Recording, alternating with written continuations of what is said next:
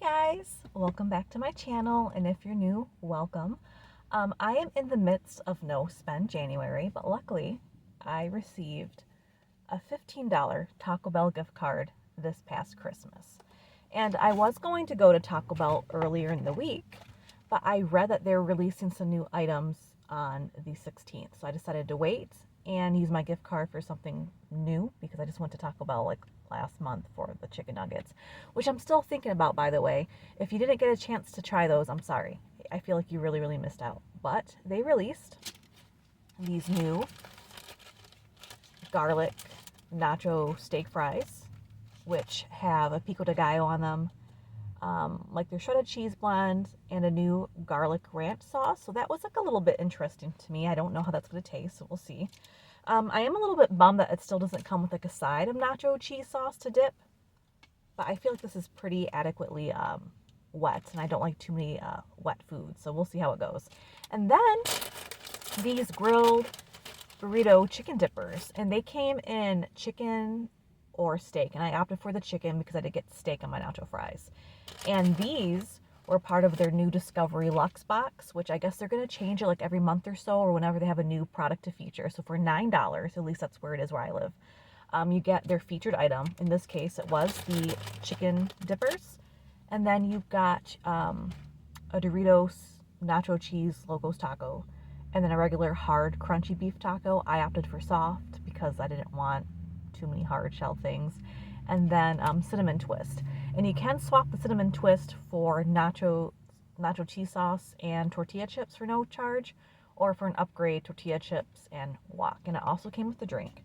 And I am bummed because even though I'm not a fan of the Baja Blast, I know a lot of people love the Baja Blast, and they came out with 2 new Baja Blast cream slushes, and one of them was a Baja Dream Strawberry Blast thing. I don't know its Christian name.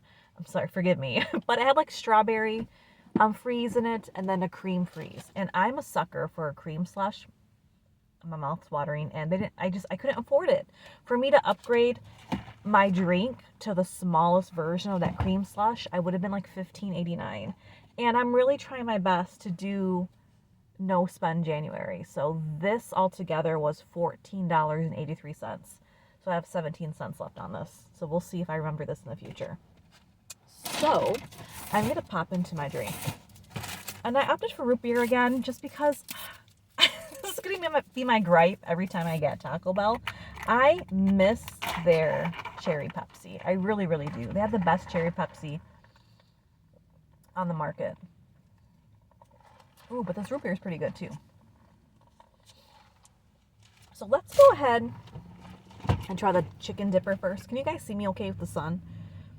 I don't even know why I'm asking, because it's not like I can hear any feedback right now and I can't change my position. So we're going to deal with it. Okay, so let's go ahead and try this chicken dipper. Now, they have like the grilled cheese on the outside. Can you see that? Let's go ahead. And it came with like the creamy chipotle sauce. I did notice on the steak one, you could have substituted the sour cream and the nacho cheese. Not sure why that wasn't an option for the chicken rollers, but we'll see. So let's go ahead and try our first bite of the grilled chicken dippers with no sauce.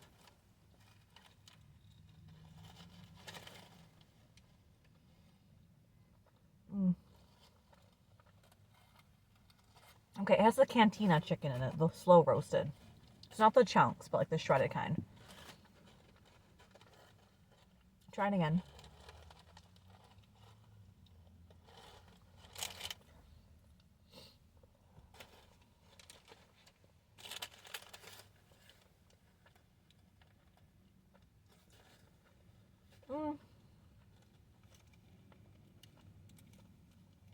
I've tasted these flavors before from Taco Bell. Okay.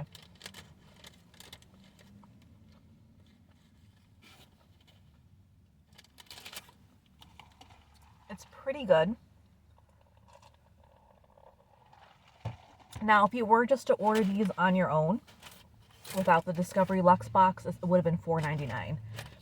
And these garlic steak fries are also $4.99, and it does say for these are snack size things, so they're not that big. You know, they're as big as my hand for reference. I guess the smaller your hands are, the bigger they'll be. But, yeah, they're okay.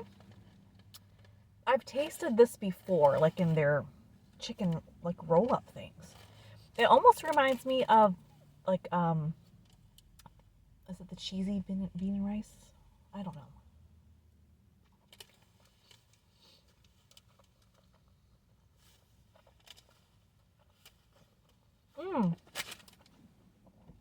You know what it tastes like to me with the sauce? With the Cantina menu, they came with the new quesadilla, the grilled cheese quesadilla with the shredded chicken. This is all it tastes like. It tastes like exactly that, but rolled up instead of like flat like a tortilla. Okay.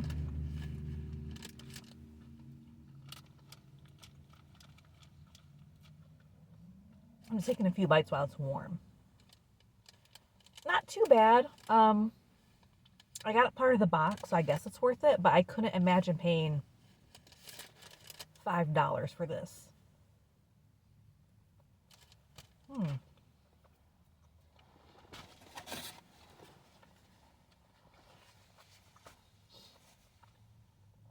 I'm so excited we have some sun. I feel like I've not had any sun around here for days, like a week straight. And it really does something to my mood. So we'll see. We'll see if there's some wild cars today because everyone is just loving the sun too. Okay. First, let me try just a nacho fry because I want a crispy nacho fry, not a soggy one. I know it's easier said than done because a lot of stuff's sitting on it. But I feel like if the nacho fry base alone is good, your chances of the whole dish being good are improved. Okay.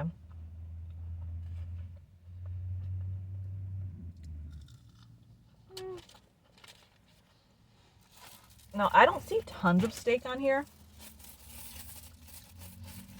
which is to be expected. I think $4.99. Oh my God.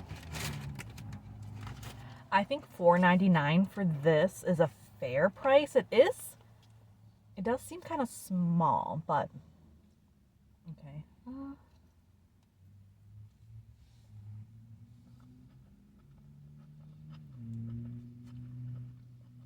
No. Okay. The steak's already a little bit cold, but that is my fault because I've been talking with the cover off on it. So I'm not going to fault Taco Bell that much, but let me get like an actual bite with everything on it, including the steak. I'm twirling it around.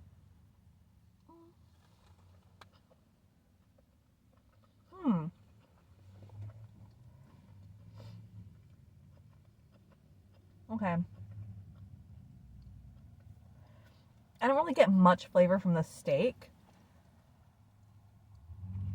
And I think that's why they did the garlic ranch sauce, which is interesting. It's an interesting flavor. I'm not loving it right away.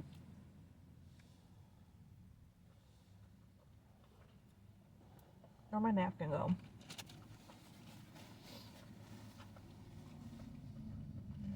Yeah. These are kind of a bummer, to be honest. I was really excited for these, but the steak not being seasoned, and I don't get steak at Taco Bell. Do you guys usually get steak for upgrades? I know there are people that no matter what they get, they always substitute for steak or upgrade it. I'm not one of those people, but I don't know. It's not even that spicy, so I don't know why my nose is watering like this. I apologize, but yeah. I think if they would have marinated the steak or put some kind of steak garlic seasoning on it, it would have been better. You really need a full bite with everything, and even with everything on it, it's just kind of lackluster.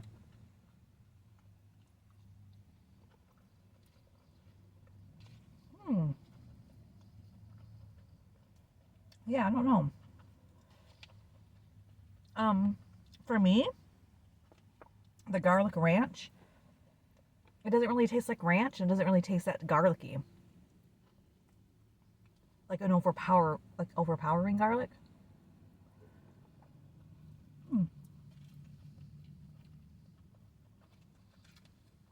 This is definitely something I feel like you have to eat while it's hot.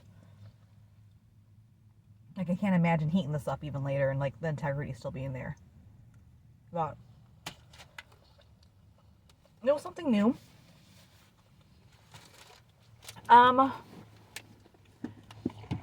I don't like it enough to say you guys spend your hard-earned money to get it.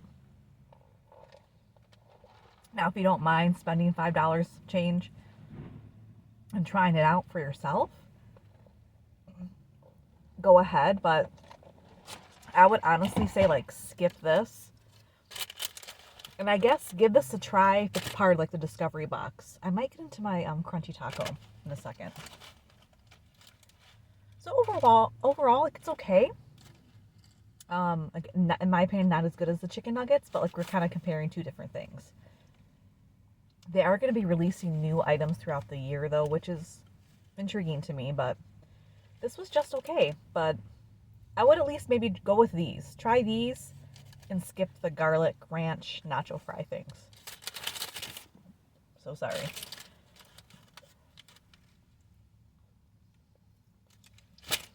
I'm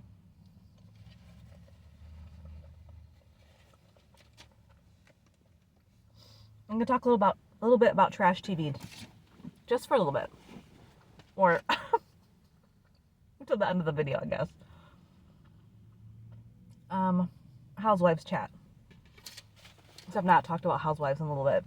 I want to say Salt Lake City just ended this season. And I'm already feeling the sting of it being gone. I know the reunion's starting next week. And I might do a reunion recap when all the episodes play. I think there's going to be a 3-parter. So maybe sometime in February, I'll, sit down and just do a Salt Lake City reunion recap episode only. But yeah, I gave up on New York City. I did. And I gave it a chance. And I want to say I just stopped watching the halfway through an episode. So what I do is I'll watch everything the next day on Peacock because I don't have cable. And New York City is one of the shows I would watch when I was getting ready for an appointment or like was doing something else. And it was the episode after, I guess, the Clueless party. And I had to go somewhere and like I just stopped the episode halfway through and I never came back to it. And I never even remembered to come back to it. And even when Bravo was on a winter break and there was no new content for 2 weeks, there was no part of my brain that registered like, oh, you can watch New York City. There's like 7 or 8 episodes left. Like you can just watch it. It never even entered. And that's a horrible sign. That I was craving Housewives so much, I didn't even think to watch new Housewives content. Because it's just that bad to me. So, that's all I'm going to say about New York. I don't have too much more thoughts on that. Potomac.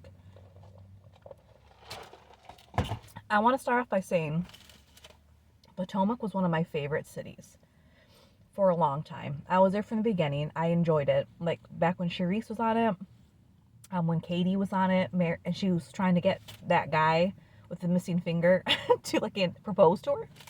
Her boy Andrew, that was his name, right? Way back then. Back when Karen didn't want Ashley around her daughter Raven. Like, I loved it. And it was really one of my favorite cities. And I want to say, shame on the producers and casting, everyone involved really, for letting that city fall so terribly hard. It's unwatchable. And I was under the illusion when this season first started that, oh my God, this is great. And I only think it was so, now looking back in hindsight, the only reason why I think I liked it so much when it first started the season was because last season was so horrible. The bar was so low.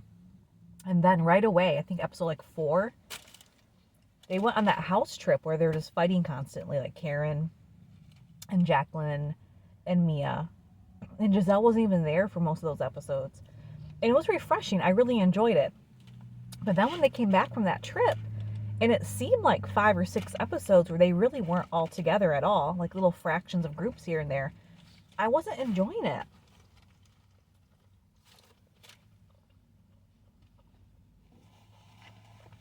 And like,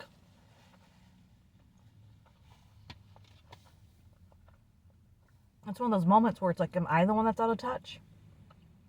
Am I wrong?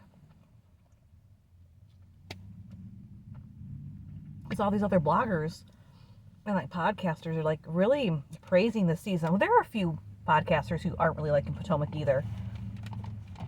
So I kind of feel a little more sane. But like in that instance, it's like, am I out of touch? No, it's the children. You know, like that's out. Like, no, I'm right. It's the show. It's everyone else who's really gassing it up. I don't think it's that good. I don't know if I'm gonna watch the reunion. I know Karen's not there. She checked herself into rehab. So we'll see. Maybe that show needs to be put on pause or like restructure for a bit because it's not really doing its thing like it used to.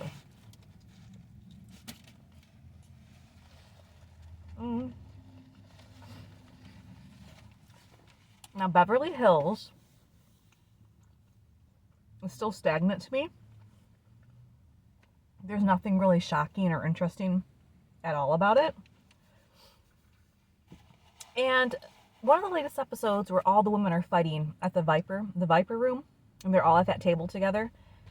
The table looks full.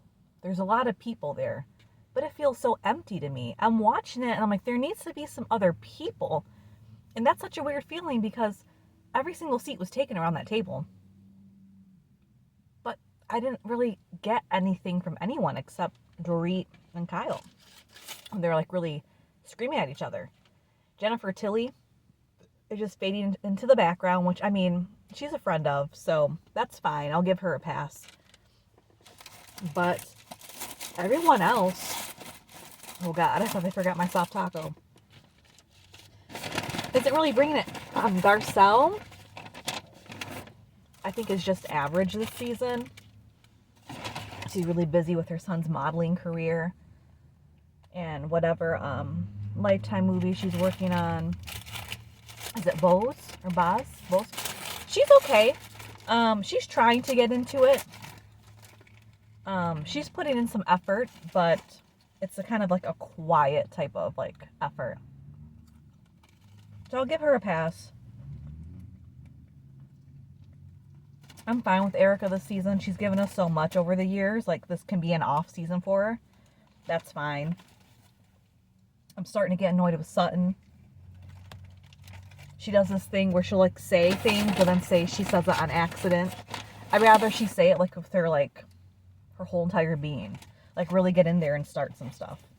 Instead of just saying like, oh, but wasn't there infidelity in your marriage? And then say, oops, I didn't mean, in the confessional, I didn't mean to say that. Sometimes my mouth just says stuff. No, fucking say it. I had enough of that with Lisa Rinna, even though I do want her back. But at least Lisa would kind of like own it in a way. So Beverly Hills is just okay. We'll see how it goes. I don't know if it's going to get any better. I'll still watch that over New York, but it's more of like I'm doing other things when it's on. Now, Salt Lake City was one of the best Housewives seasons I've ever watched. I would say if I were to do a top 10 of Housewives seasons, this latest season, season 5 of Salt Lake City would be in it. Now, don't tell me to go over that list. I can't tell you off the top of my head. Oh my God. This just fell apart. This is what happens a lot. And I wasn't really, it hasn't been that long, but it shouldn't just like disintegrate in my hands like that, right? That's why I go with a soft taco sometimes, because like, whatever.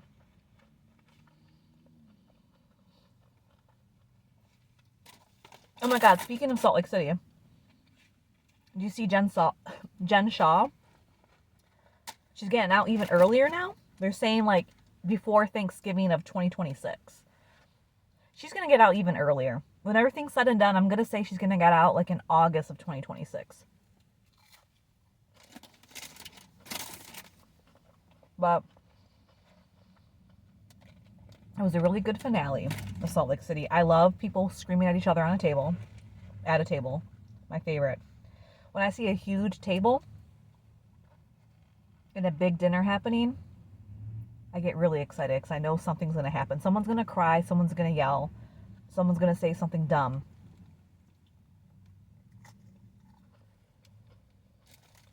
Oh, I can't wait. I can't eat this anymore.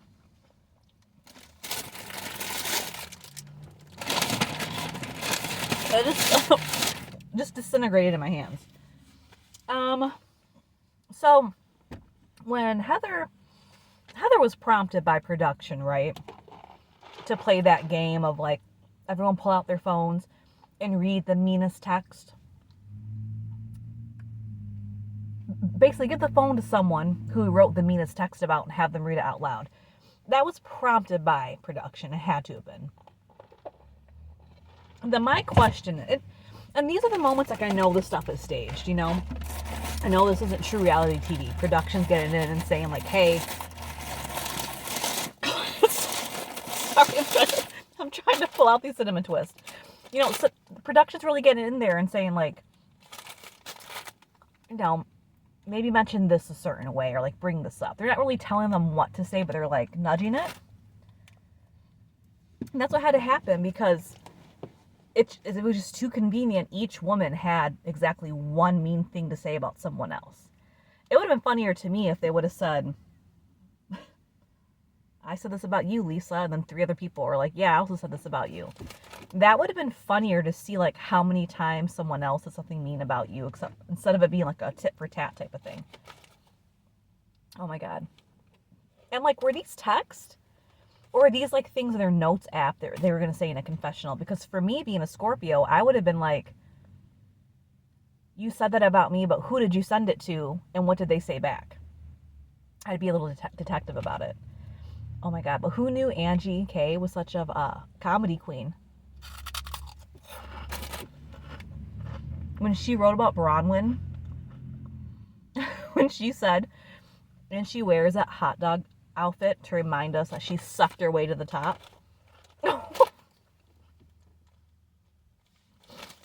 I played it 2 more times, both of the captions on, because I had to read every single thing she actually wrote in that. That was so funny. And like, it's cruel to see. I don't know. I feel like if I were to read a text or something someone wrote about me, like I would have tears in my eyes too. But that was mostly mean against. No, I guess it's saying that someone sucked their way to the top is a dig at them. But that was so fucking funny. Heather's, I think, was still the meanest, though. Because she has a long history with Whitney. For her to say she's a snake, I don't trust her. I should never have carried her products in my store. They didn't sell. That was mean. And the fact that, like, Lisa didn't get like the point of it, that she was the most offended. Like, yes, everyone was saying something horrible about every single person, but she blew up when she read that text that lady gave her husband. I can't say it on here. I can't say it. HJ, you know, that she was making out with that woman, and that woman was simultaneously giving her husband an HJ. She blew up. And then she brought Angie's husband in it by saying almost the same rumor about him. Like, don't bring up analogies in Housewives. They don't get it. God, it was so funny to me. And I hope the reunion's good, because I feel like the reunion, I don't know if you guys are the same way. You can have a great season. For example, last season of Salt Lake City was a great season. But the reunion was kind of lackluster for me, so it brought everything down a bit. Where this was such a great season, I need the reunion to be even better. A little more shocking. I think it might be because the husbands are involved and Todd's there and he's such a fucking grump. He reminds me of like old teacher you have in your school who's been there for 50 years and just needs to retire and he's so crotchety. That's the kind of energy he brings. But Okay, my phone's gonna die. I hope you like my Taco Bell review and my Housewives Corner. I want to talk about Traders, but I don't have time. I think next week I'll talk about Traders for sure. But until next time, guys, thank you so much for watching. I appreciate every one of you. Thank you to my new subscribers. Don't forget to like, comment, and subscribe if you're just, browsing and you haven't subscribed yet. And I will see you next week.